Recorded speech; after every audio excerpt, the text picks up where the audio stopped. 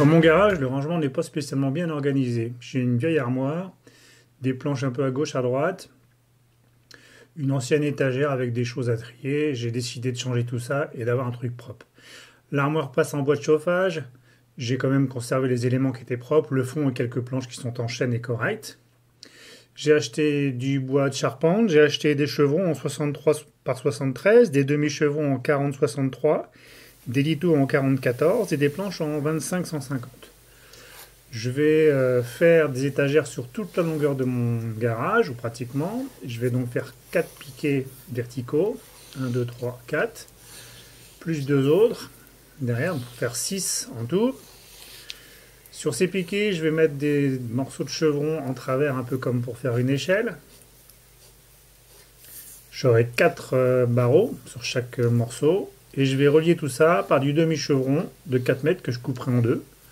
Je vais donc avoir une longueur totale de 4 mètres 20 à quelque chose près. Et une largeur de 56. Et puis je recouvrirai par de la planche à coffrage, de façon à avoir 56 de large. Le total fera donc 4 mètres 20 sur une hauteur de 2 mètres.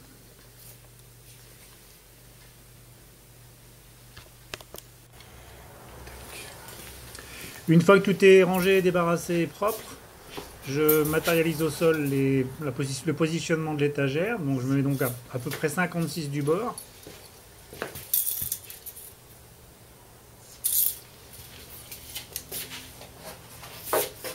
Je prends un demi-chevron.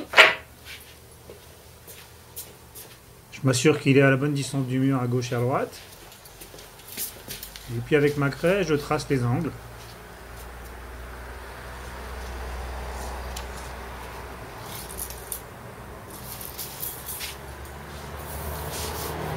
Je trace ensuite le milieu pour le piquet intermédiaire.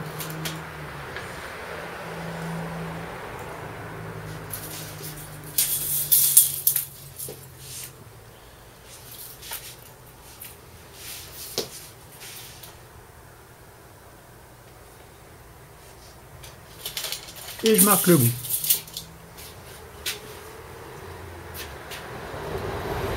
N'étant pas sûr que le sol de mon garage soit parfaitement plat, je prends une règle avec un niveau à bulle. Je mets le demi-chevron sur champ pour un peu plus de précision. On touche sur la longueur. Je suis le niveau, il n'y a pas de problème. Pour faire mes piquets, je vais donc prendre 3 chevrons en 4 mètres de long, dimension 63-73. Je viens mesurer le milieu, donc je coupe à 2 mètres.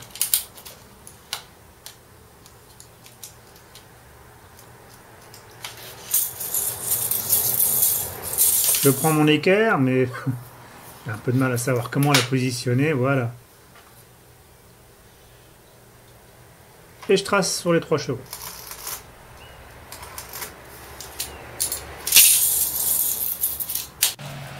Avec ma scie à onglet, je coupe les chevrons en deux.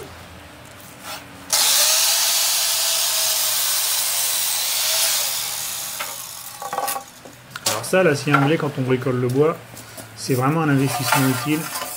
Ça permet de faire des coupes parfaitement droites, c'est facile.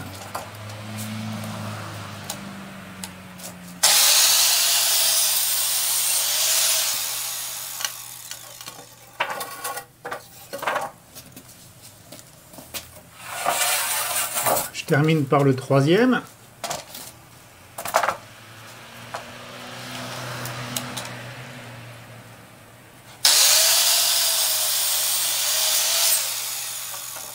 Donc maintenant j'ai mes 6 piquets. Maintenant je vais terminer le sciage des barreaux intermédiaires. Donc je prends aussi du chevron. Comme ça me fera une structure vraiment très solide. Je pourrais porter dessus pas mal de fois. Ça ne bougera pas. Hein.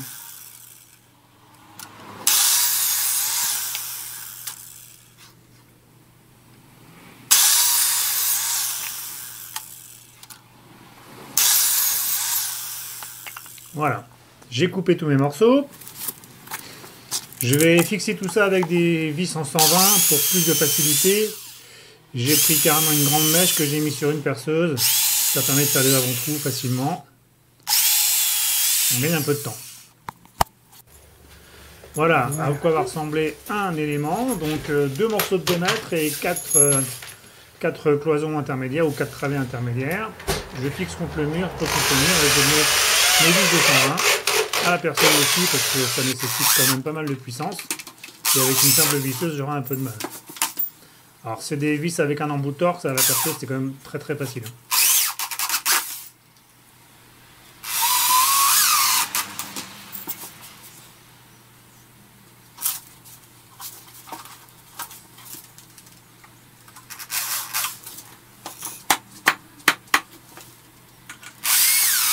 Deux vis de chaque côté, ça ne bougera pas. Une fois que c'est fait, je mets des équerres métalliques.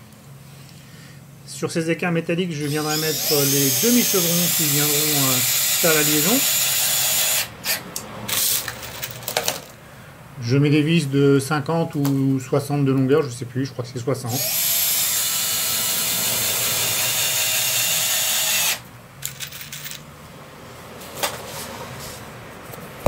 Voilà ce que ça va donner.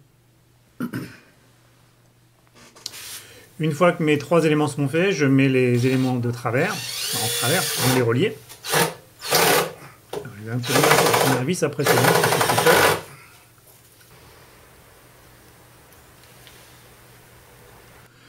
Ensuite, le long des demi-chevrons, j'ai mis un lito pour que les planches qui vont servir à supporter l'ensemble puissent être maintenues et que les planches soient au niveau des litos, c'est-à-dire légèrement en dessous. Donc c'est des litos de 40 par 14. Ils sont vissés sur la longueur. Et ça me permet d'avoir des planches de coffrage coupées à 42 cm de longueur, je crois à peu près, qui vont me permettre d'avoir une surface bien plate. Les planches sont ensuite juste pointées avec une cloueuse pneumatique.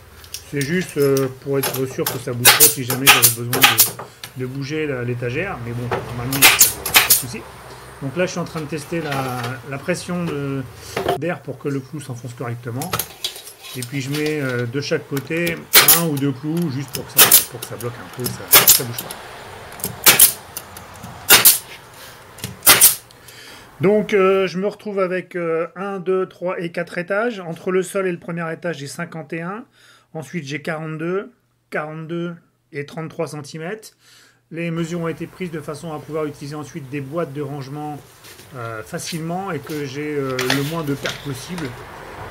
Ça vaut le coup de prendre un peu le temps de faire les magasins pour trouver les boîtes. Je vous mettrai dans la description le lien vers les boîtes. Ça, ce sont des boîtes Ikea. J'ai choisi ces boîtes-là parce que ça permet de mettre une grosse boîte et 2 boîtes en travers à chaque fois. Et ça passe pile poil en écartement. On n'a pas de place de perdu et ça permet d'avoir pas mal de rangement. Donc en bas, j'ai des grosses boîtes de 60 litres ou 70 litres. Ensuite, pareil, dans une autre marque, des boîtes Ikea et encore une autre marque. Et au-dessus, je peux mettre une planche à voile et d'autres éléments à ranger.